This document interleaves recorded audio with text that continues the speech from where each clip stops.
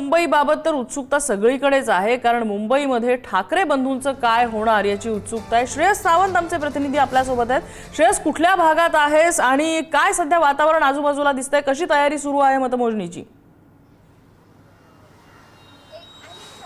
खऱ्या अर्थानं आता मतमोजणीला सुरुवात ज्याला आपण म्हणतो त्याची सुरुवात आता सिक्युरिटी बेसिसवर झाली आहे। आपण महत्त्वाचं बघितलं तर अँथनी डिसिल्वा शाळा आहे, या शाळेत 182 ते 192 म्हणजे 10 वॉर्डचं मतमोजणी नम्रता मॅम याच अँथनी डिसिल्वा शाळेत होणार आहे। आपण एकंदर बघू शकतो हा संपूर्ण परिसर जो आहे तो पोलिसांचा मोठा सिक्युरिटी मेजर इकडे पाहायला मिळतोय। कुठल्याच गोष्टीमध्ये फक्त पोलिसांना सोडलं की दुसऱ्या कुठल्याही गाड्या या आता परिसरात सोडण्यात येणार। 10 वाजता दरम्यान हा संपूर्ण मतमोजणी जी आहे त्याची सुरुवात होणार आहे। मात्र या सगळ्या गोष्टींमध्ये काही वेगवेगळ्या गोष्टी आपल्याला पाहायला मिळतात।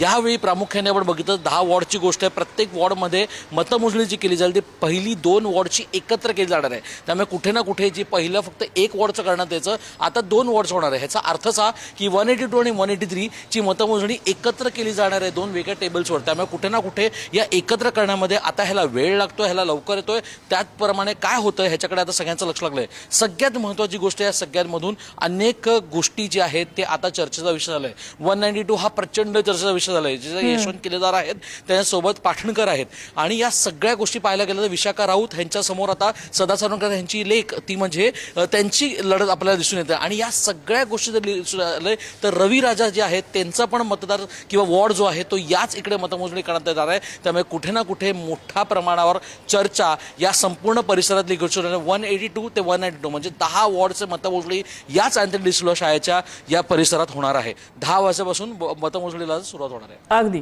श्रेयस, अपडेट घेत राहू तुझ्याकडूनही, सोबत राहा। धन्यवाद या सगळ्या माहितीबद्दल।